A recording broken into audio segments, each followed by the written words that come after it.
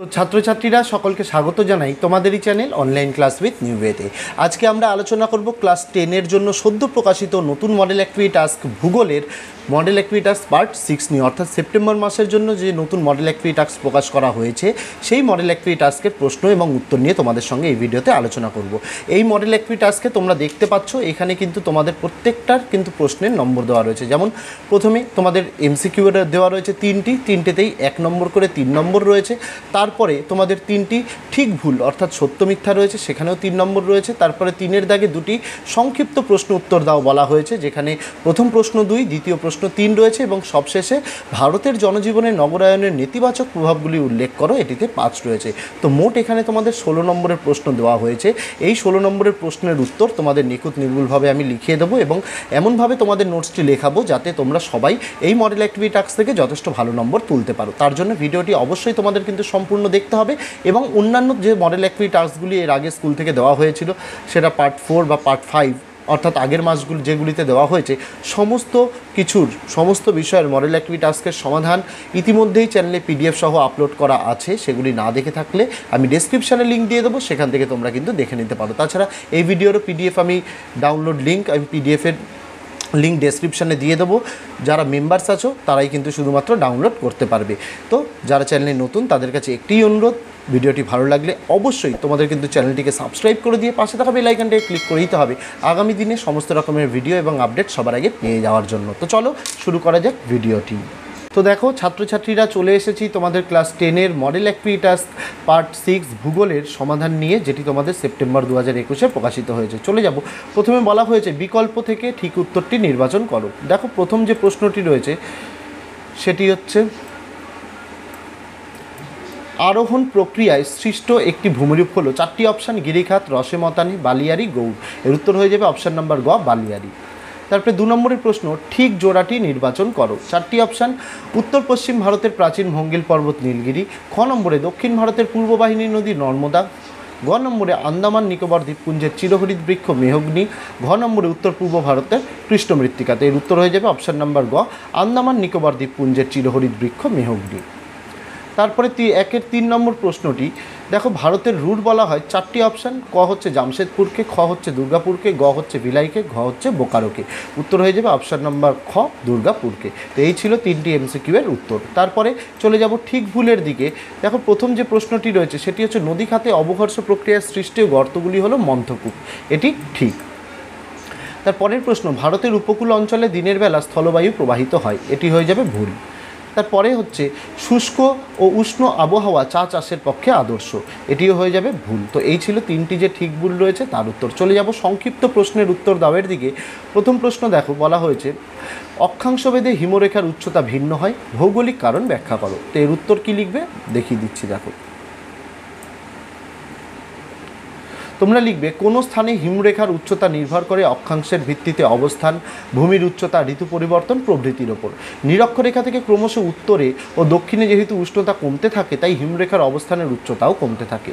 শীতকালে উষ্ণতা কমে যায় বলে হিমরেখা পর্বতের নিম্নাংশে এবং গ্রীষ্মকালে উষ্ণতা বেড়ে যায় বলে পর্বতের ঊর্ধ্বাংশে অবস্থান করে। তাই দেখা যায় হিমরেখা নিরক্ষীয় অঞ্চলে গড়ে 5500 মিটার, হিমালয় পর্বতে 4500 মিটার, আল্পস পর্বতে 2800 মিটার উচ্চতায় অবস্থান করে। এই ছিল যে প্রথম যে প্রশ্নটি তার উত্তর। চলে যাব দ্বিতীয় প্রশ্ন, যেটিতে 3 নম্বর রয়েছে হিমালয় পর্বতমালা কিভাবে ভারতীয় জলবায়ুকে নিয়ন্ত্রণ করে। তো উত্তরে লিখতে হবে হিমালয় পর্বত শ্রেণী ভারতের জলবায়ুর উপর অসাধারণ প্রভাব রয়েছে। প্রথম পয়েন্টে লিখবে তোমরা উত্তরের তীব্র শীত প্রবাহ থেকে রক্ষা করে। লিখতে হবে এই পয়েন্টের মধ্যে হিমালয় পর্বতের অবস্থান ভারতীয় উপমহাদেশকে এশিয়ার হাড় কাঁপানো শীতের হাত থেকে রক্ষা করেছে। হিমালয় পর্বত না থাকলে ভারতেও রাশিয়া ও চীনের মতো তীব্র শীত দেখা যেত। 2 নম্বরের পয়েন্টে তোমরা লিখবে বৃষ্টিপাতের সাহায্য করা। সমুদ্র থেকে আগত জলীয় বাষ্পপূর্ণ দক্ষিণ পশ্চিম মৌসুমী বায়ু হিমালয়ের পর্বতের ঢালে বাধা পেয়ে উত্তর মধ্য ভারতের বিস্তীর্ণ অঞ্চলে প্রচুর বৃষ্টিপাত ঘটায়। মৌসুমী বায়ুপ্রবাহের দ্বারা সংঘটিত বৃষ্টিপাতে হিমালয় পর্বতের অসাধারণ ভূমিকা রয়েছে।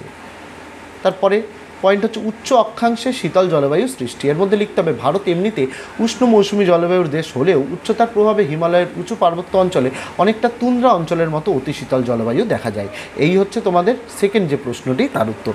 চলে যাব ভিডিওর শেষ প্রশ্ন, যেটিতে 5 নম্বর রয়েছে ভারতীয় জনজীবনে নগরায়নের নেতিবাচক প্রভাব বা সমস্যাগুলি কী কী। দেখো, অপরিকল্পিতভাবে নগরায়ন হওয়ার ফলে অনেক ধরনের সমস্যার সৃষ্টি হয়ে থাকে। সমস্যাগুলি হলো, প্রথম পয়েন্ট হচ্ছে শহরের অপরিকল্পিত বৃদ্ধি। এর মধ্যে তোমরা লিখবে মূল, এটি শহর হয়ে গেছে, এটি শহর হবে।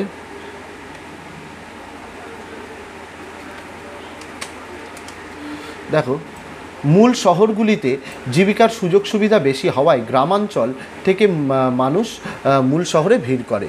একটু স্পেলিং মিস্টেক আছে, এটিও কারেকশান করে দিই।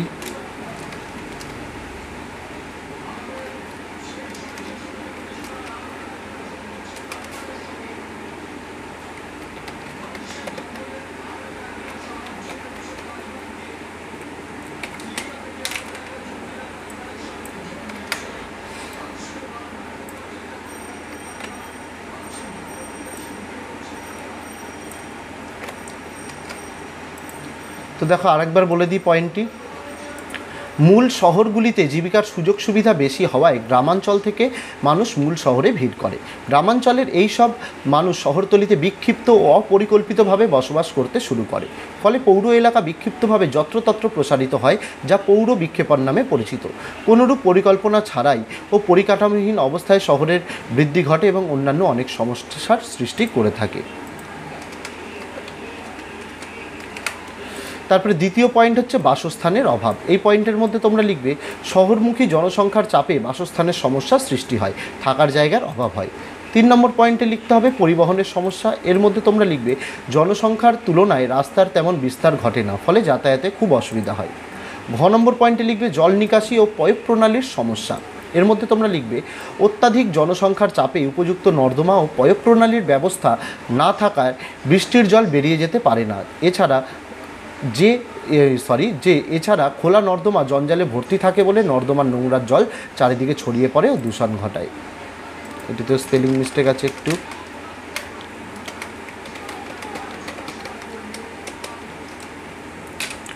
তার পরের পয়েন্ট হচ্ছে রোগের প্রকোপ বৃদ্ধি। এর মধ্যে তোমরা লিখবে দূষণের ফলে অস্বাস্থ্যকর পরিবেশের সৃষ্টি হয়, মশা মাছির উপদ্রব বাড়ে, ফলে ম্যালেরিয়া, আন্ত্রিক, কলেরা, টাইফয়েড প্রভৃতি রোগ দেখা যায়। তো এই ছিল এই পয়েন্টটি। চলে যাব শেষ পয়েন্টের দিকে, জল ও আলোর সমস্যা। এর মধ্যে তোমরা লিখবে নগরায়নের ফলে জলের চাহিদা বৃদ্ধি পাওয়ায় জলের সীমিত ভাণ্ডারে টান পড়ে ও জল সংকট তৈরি হয়। এইভাবে বিদ্যুতের চাহিদা বাড়ায়, বিদ্যুৎ সরবরাহের ক্ষেত্রে টান পড়ে ও প্রায়শই লোডশেডিং ও ভোল্টেজ কম হয়। তো এই ছিল তোমাদের এই যে নগরায়নের যে নেতিবাচক প্রভাবগুলি তার উত্তর, এবং পাশাপাশি তোমাদের যে সমস্ত প্রশ্নগুলি দেওয়া হয়েছে এই মডেল অ্যাক্টিভিটি টাস্কে ভূগোলের পার্ট 6-এ সমস্ত প্রশ্ন এবং উত্তর একটাই ভিডিওর মাধ্যমে তোমাদের সামনে উপস্থাপন করলাম। ভিডিওটি ভালো লেগে থাকলে অবশ্যই একটি লাইক করে দিতে হবে এবং বন্ধুদের সঙ্গে শেয়ার করে দিতে হবে। আবারও বলছি, যারা এর আগের মডেল অ্যাক্টিভিটি টাস্কগুলির সমাধানও এখনও পর্যন্ত করনি তাদের জন্য আমি ডেসক্রিপশানে লিঙ্ক দিয়ে দিচ্ছি, সেখান থেকে খুব সহজেই তোমরা সমস্ত ভিডিওগুলি দেখে লিখেও নিতে পারবে। তাছাড়া এর আগে তোমাদের মডেল অ্যাক্টিভিটি টাস্ক পার্ট 6-এর ইতিহাসের আমি সাজেশান এনেছি, ইতিহাসের সমাধান এনেছি, তারও লিঙ্ক আমি ডেসক্রিপশানে অ্যাজ ওয়েল অ্যাজ তোমাদের এন্ড স্ক্রিনও তোমরা কিন্তু পেয়ে যাবে। তো যারা চ্যানেলে নতুন এইরকম মডেল অ্যাক্টিভিটি টাস্কের সমাধান পেয়ে যাওয়ার জন্য অবশ্যই কিন্তু তোমাদের চ্যানেলটিকে সাবস্ক্রাইব করে দিয়ে পাশে থাকা বেল আইকনটিকে ক্লিক করেই দিতে হবে আগামী দিনে সমস্ত রকমের ভিডিও এবং আপডেট সবার আগে পেয়ে যাওয়ার জন্য। অসংখ্য ধন্যবাদ ভিডিওটি সম্পূর্ণ দেখার জন্য।